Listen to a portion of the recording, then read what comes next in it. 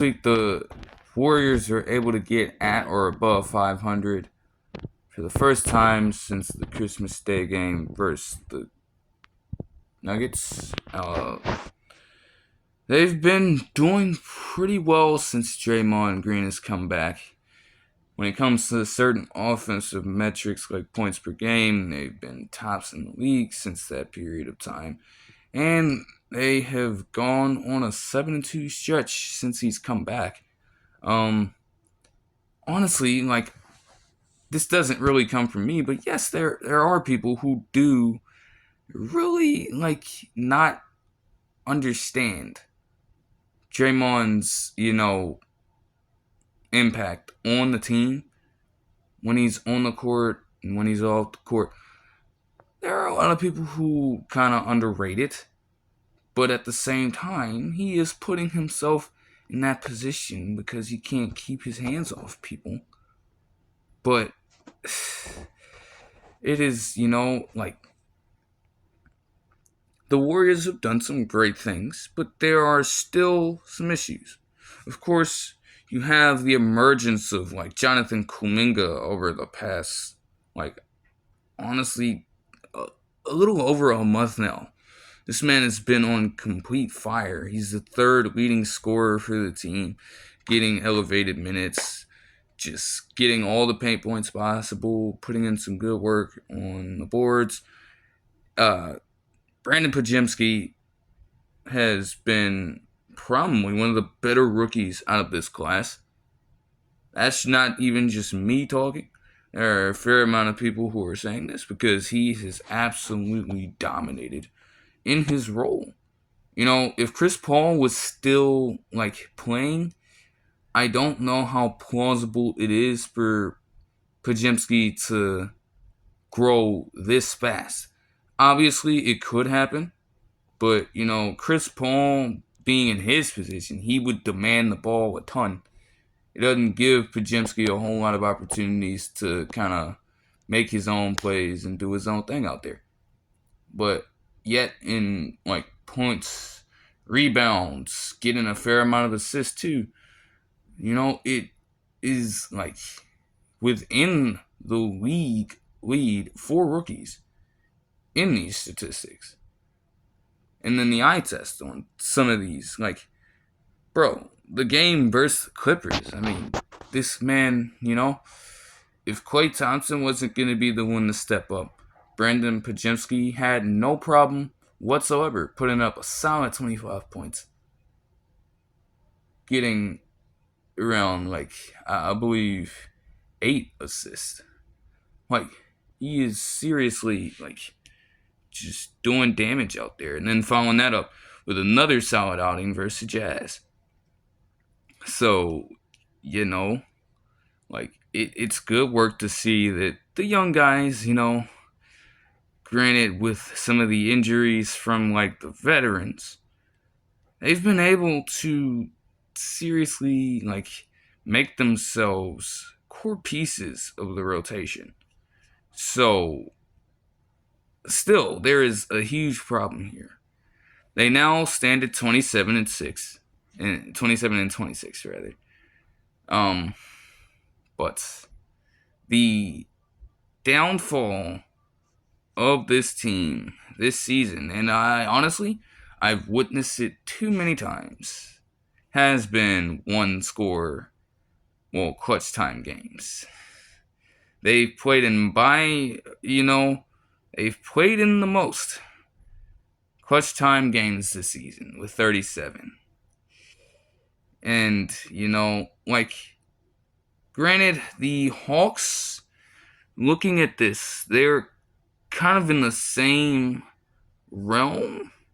But when you're a team like the Warriors that is seriously trying to make a run, potentially with this roster, they are tied for the league lead in wins in clutch time.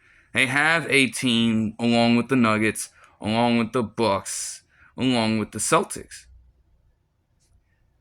However, they have the second most losses, tied for the second most losses, behind the Raptors and the Pistons, who are tied first at 20. In a lot of these games, the fact that there are 37, it doesn't even have to be that high, because a lot of these games, what happens is they come out of halftime or they come out of the third quarter with a huge lead, and then for whatever reason, they can't seem to get anything going in the fourth.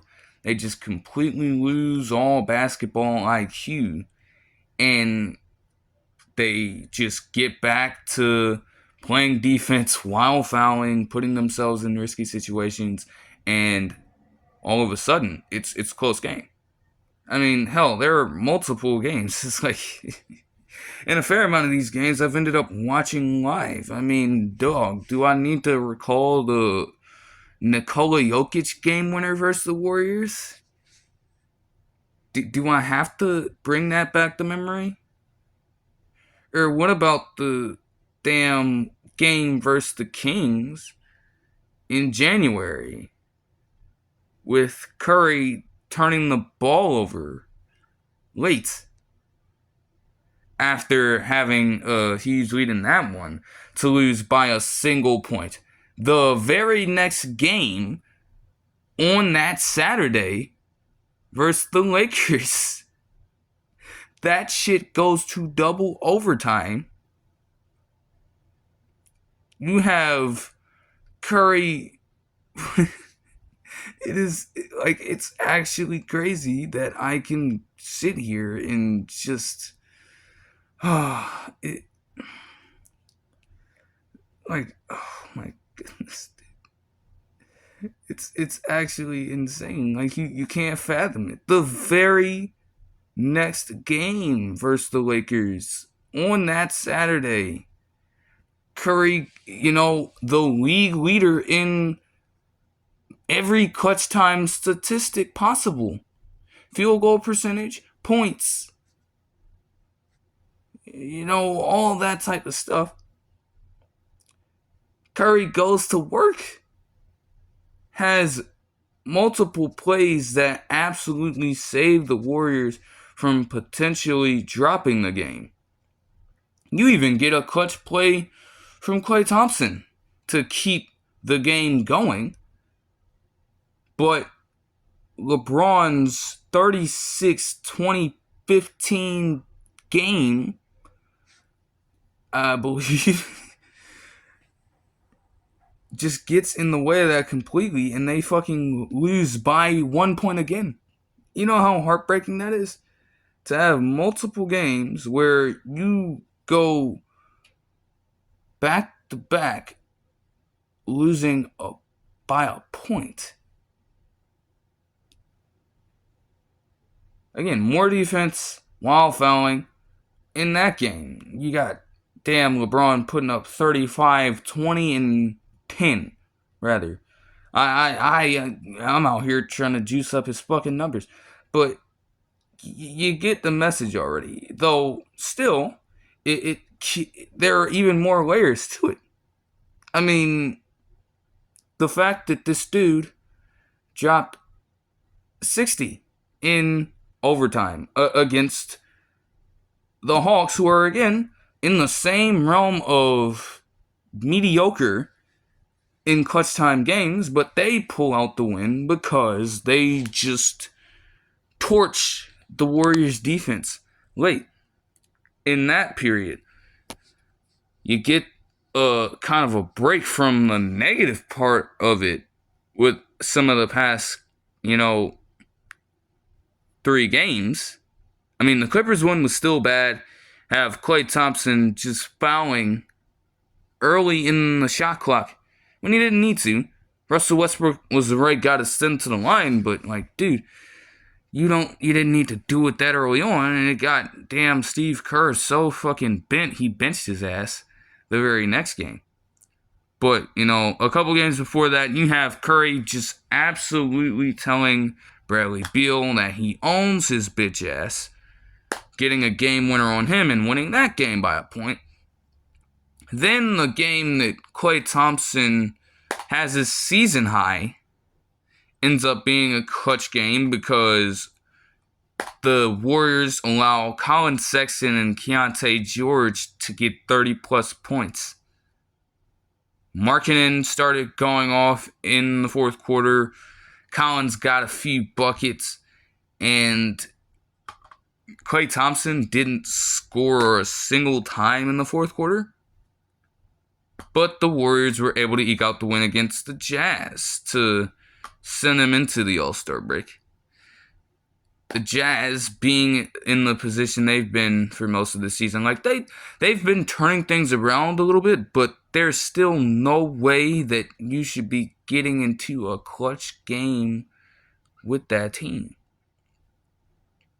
So it's like, you're the Warriors, man. Honestly, Chris Paul's still out, so I have to see how that goes. Gary Payton II has also been a godsend in the past few games here, but when I really look at it, you have to become better in these clutch time games. Granted, yes, the fact that you are in so many alone could get you to start turning things around or get different games like these to go in your favor, but you also have to put yourself in control of that too. You can't continuously be like that in clutch time. I mean, especially with the fact that when you get out of this All-Star break, you have a fair balance of at least 4 games here out of this 7-game stretch. The Hornets are shitty, the Wizards are shitty, the Raptors are shitty, even though one of the worst losses of the season ended up being to that team. But the Warriors could get that at full strength. But you're facing teams like the Lakers, the Nuggets, the Knicks, and the Celtics in the 7 games following the end of the All-Star break. And you know that those games are going to be tough. Now, the Celtics game back in December ended up being one of the better wins of the season. That was a great clutch time showing. I only want to be doing consistently better in clutch time instead of just having playing like a Stephen Curry dagger over Derek White and then having players consistently fucking brick shots and play horrible defense in the clutch to allow a different team to win. Especially against these championship contending teams. Though with the Bucks, you can say whatever you want about that, but they're a good team. You are going to face the best of the best competition in the playoffs. And it's going to be tight. It's going to be physical. You got to be consistently ready to get at it instead of just being so flip-flop down the stretch. That can't happen. The Warriors are putting in some good work. We will see how it goes. Now, for an Eastern Conference team to look more into, I'm going to focus on the Heat. Jimmy Butler, the very last game he was out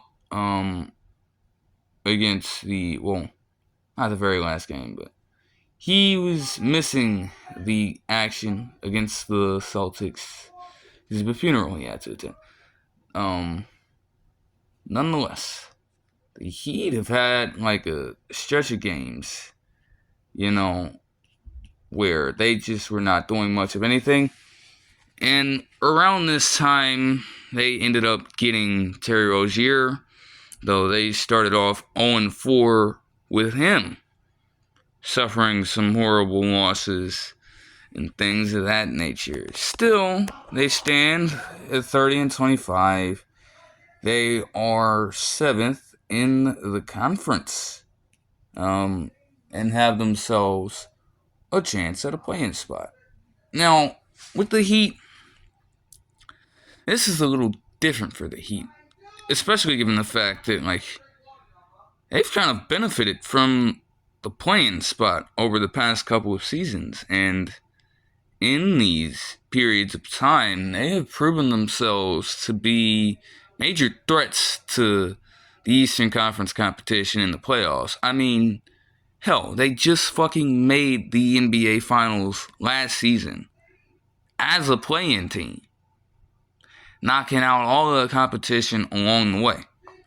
And like Jimmy Butler, yes, his regular season stats are not always going to look the best, but you don't look at Jimmy Butler in the regular season and downplay his ability in the playoffs. He always elevates his game in the playoffs. Everybody knows this. I just think there are like a bit more issues with his like surroundings though. Though one player in particular, Jaime Jaquez Jr., the rookie, is a great compliment to Jimmy Butler. He could play guard, I guess. There are some lineups where they have him playing at the small forward position and Jimmy Butler at the power forward position, vice versa. His defensive ability paired up with Jimmy Butler's is just great stuff that you love to see from a rookie of his caliber off the bat. Usually you'll get players stepping in his position and just like not putting in any effort, just letting their first year go by without like truly making strides to do anything notable. He can definitely get some buckets at times, but I think his defensive value for the Heat is, they need it. They're going to need it. And the fact that he possesses this early on, and it can only improve with a guy like Jimmy Butler in the locker room, with guys like Bam Adebayo to look to for some influence here and there. That's definitely promising, and he's, deservingly, he was in the Rising Stars competition. He's actually going to be in the dunk contest later on. He deserves it, and he's only getting better from here.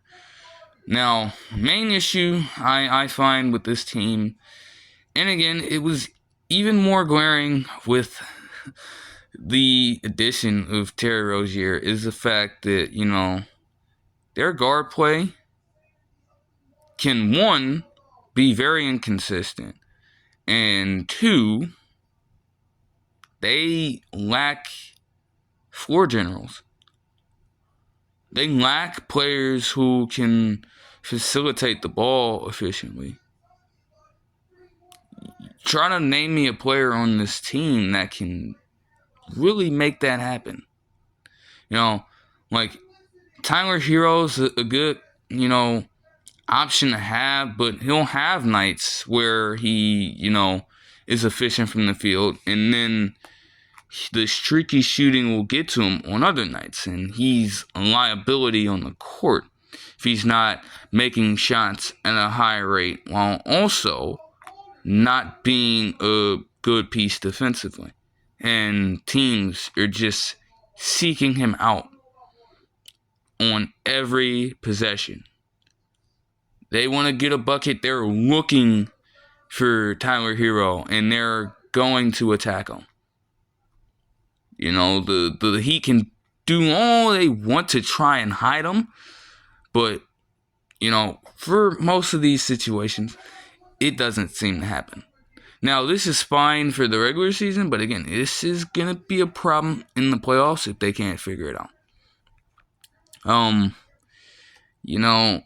Haywood Highsmith, I don't know that he is the person that should be getting playing time the way he does.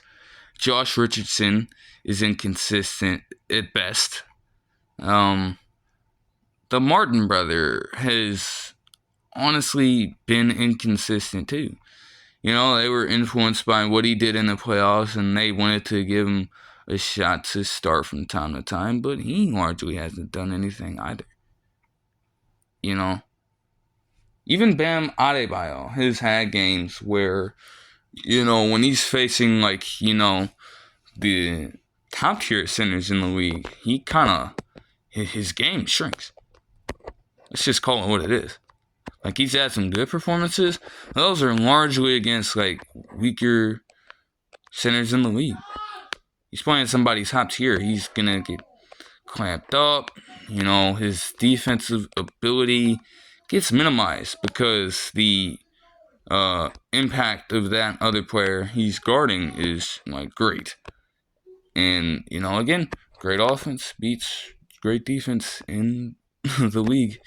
It is. Not much you can do about that. But again, you're facing elite competition in the playoffs. And I'm going to say outside of the first round. Again, being a playing team, it depends on who they draw when it comes to the playoffs. But you're going to have to tighten up on that. What I will say is, though,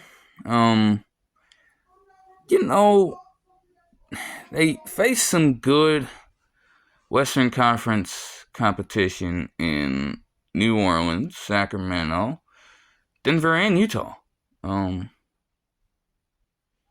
They have a slight cushion already being the 7th seed. So they have a cushion, but, some of these games are like wins that you will need if you want to give yourself a chance to lock in a playing spot or even somehow move up to the 6th seed. I mean, they are only a little bit behind the Pacers right now in that category.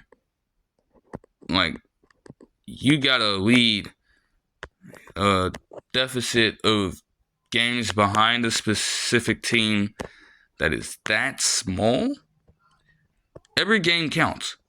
So I'll just say that, they can't afford to go on a 7-game skid like that of the one they had in the midst of getting Terry Rozier and getting Kyle Lowry the fuck out of here. Okay? Because if they do that, their chances of getting in the playoffs are going to be slim. But that'll do it for this one. I hope you guys enjoyed the video, and I'll see you guys in the next one. Peace.